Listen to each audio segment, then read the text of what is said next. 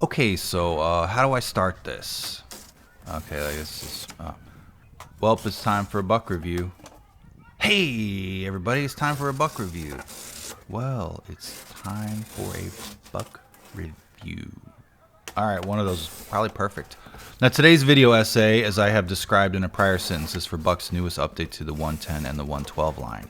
Keeping them almost the same looking visually, but developing the technology for a pocket clip and making them thinner and lighter. Space age.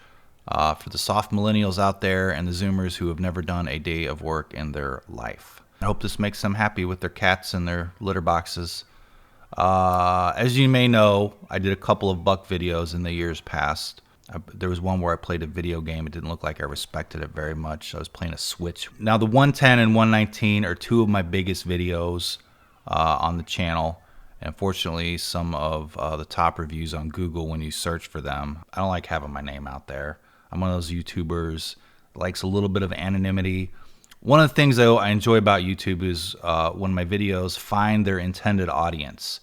I don't escape from that bubble. They get the people that get me. They're like, this is kind of stupid, but knives are kind of stupid too. Now, once that audience expands and grows, then the comments get worse. Knife videos and reviews are not an art and are not serious. And the Buck videos traditionally on this channel attract an additional audience of commenters that do not weigh in on the other videos. So, hey guys, welcome back.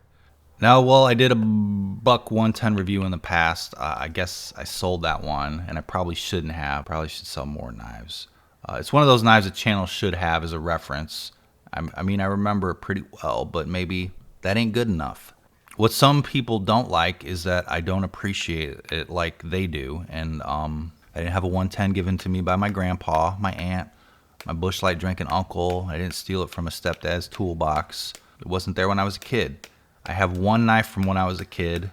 I have no idea how I got it, and it's this one right here. It's this little Boy Scout knife. I didn't get it from Boy Scouts. I don't know where it came from. My first decent knife, though, I bought in my early 20s, and it was a Leatherman PST, as seen in this photo in film school. And then there was another knife you see on the belt there. It was a Winchester. It was a Remington. It had the firing pins end of the shell. That was on the handle, and it was probably a 110 knockoff, you know. I still have the sheath, though. No knife, but the sheath. But nowadays, if I wear something on the belt when camping or working, it's a Leatherman, which is my version of the 110. I love Leatherman tools. The 110 is just too bulky for a pocket knife carry for me. Although if I threw it in the bottom of my pocket sideways, it may give me a little bit of attention. Sorry, it ain't you, it's my book. But I prefer more than just a knife on the belt when working in the yard or at the campsite. I like a tool. Let me be perfectly clear, though. It is not the knife, it's me. It's my opinion. That's the bad thing here. I just don't have a special connection to it like some of the audience does. But I appreciate that. I like that they like it. Let's put it that way. The carrying and side trade-offs for me aren't something I overlook for nostalgia's sake because I have no nostalgia about the thing. Anyway, with that disclaimer, I shouldn't have sold it, and I probably, I had to buy a used one off eBay. I think these were $50 or $60 for a long time, and now they're like 90. So I paid what was a new price 5 or 6 years ago for a used one that is, pretty unused. Probably from an asshole YouTuber who didn't appreciate it. But let's do some size cards here so you know the weights and the sizes. The size is kind of a big deal. The Buck 110 is a beautiful knife. It is a classic. Just brass and wood for days. Brass doorknobs, brass kick panels, brass footrests and bars. What else am I thinking that's brass? Bullets, right? Shell casings. Your little reloading table there.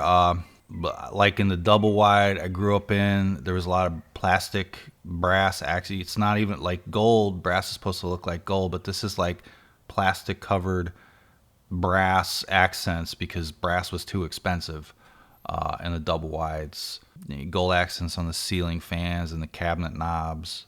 I could talk about brass all day. Brass monkey, Bill Brassy. I'm trying to figure out how long I have to talk over the size charts here. This is all the knowledge that I have of brass. Thank you. So 15 minutes in, let's take a look at the knives. Now, while I sold and rebought the original 110, I did hold on to the 110 Slim Pro in micarta. Now, these aren't sold anymore, and it looks like they go for over $100. You don't see them on eBay a whole lot. But the handle on this one is linerless, and it's made of micarta. The blade and handle length are the same as the original 110. However, it is lightweight, has an extremely thin handle, very pocketable, nice. I like it a lot.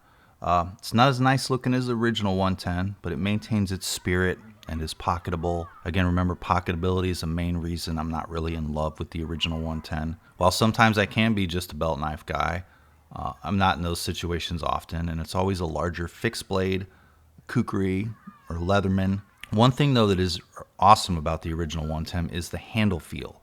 And now, it's not a balanced knife, and most of the weight is in the thick, hefty handle, but it's smooth and well finished, and there's an ergonomic feel to it. It's like just like a banana in your hand, you know? It is a joy to squeeze and use. And if you take a sniff of it, brass.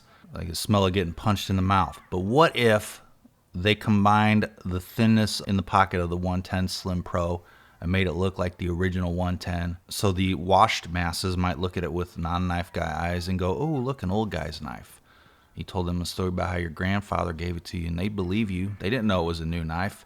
Little do they know, those dum-dums, it's a modern knife released in this year of pestilence. It looks and feels like a tobacco-stained uncle's knife, but it is a new knife that you paid nearly $200 for, or what we refer to as a tank of gas. No one will know, and it goes well with your $400 Ironheart flannel shirt and your $400 21-ounce raw denims, also from Ironheart. Buck here, they sent me the 110 and 112. These are the Pro Ranger Slims. Names are a little confusing for me. They are the Pros. With the Magna Cut, as the knife guys demand in all their knives now. Not all knife guys, but you know the ones. They have basically the same formula from the Slim series back in 2018 and have retained the original character of the 110 and 112 using the same materials.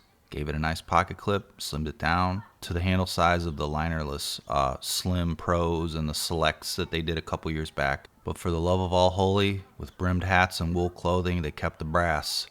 Less brass overall than the original 110, but still brass and wood. You can also opt for, if you don't like brass, if you're anti-brass, you can opt for the nickel if a poor man's gold isn't right for your look. Now the new 110 here shaves off almost 2 ounces of like the 7 point whatever ounces of the original 110. It's almost half as thin in the handle. And while the micarta Slim is fairly lightweight at just under 3 ounces, the new Slim is about 5.5 ounces. It is extremely pocketable, but still not what you would call lightweight. Now, the new one retains the same basic blade grind, blade stock thickness, or the spine. It's basically the same, but with the upgraded steel. Visually, it's hard to tell, other than the stamp on the blade, that there's a difference. I would expect the Magna Cut, obviously, to require less sharpenings, but basic usage and cutting should be about the same. I'm not taking a pair of calipers that are just shitty calipers and where I go, well, this is definitely an accurate measurement here, but they look the same to me, the original 110 and this one. And I don't have one from the 60s, so I don't know how they were originally. But with the handle, though, Buck has replicated the details down to the pin placement and overall construction. They look almost identical, just the overall thickness of the handle has been greatly reduced. But I do notice, if you look at the new Slim one, the proportions of the handle are ever so slightly larger. It looks the same, but if you have them on top of one another, they do look a little different there. Now, the hand feel of the original 110 does win, but it's mainly due to the newer version's pocket clip on the right-handed side. A pocket clip you do notice in the hand if you squeeze it and if you think about it. Now, my favorite lockback knife is still my Spyderco Endura 4, and it has a pocket clip. I feel like the Endura 4's pocket clip is less noticeable than the Buck's when you squeeze it, although I think it has been more worn over time. And I think the Spyderco, though, does finish their pocket clips a little bit more. Maybe there's a slight tapering and a leafing off that maybe the Bucks don't have here. This is very nitpicker territory, though, and you could easily smooth out these edges yourself if you were the nitpicker type too. It's really a non-issue. Some purists of the old guy knives do not like pocket clips, and this distinction is for those guys. Would you take the pocket clip off this and then carry it in a belt? It doesn't make sense to me. So either you deal with the pocket clip or you don't deal with the pocket clip. The guys that don't like the pocket clip can stick with the original 110. Now let's talk about the walk and talk. Now to borrow from the slip joint world, we're going to talk about the walk and talk. Now these are all a very light pull, but the tension ramps up the closer you get to fully opened. There's a medium hard mash of the lock bar lever, whatever it's called, to disengage. Now the 112 seems to be the hardest mash and disengage here. Slightly harder, but it's not a bad pull. It's not a hard pull.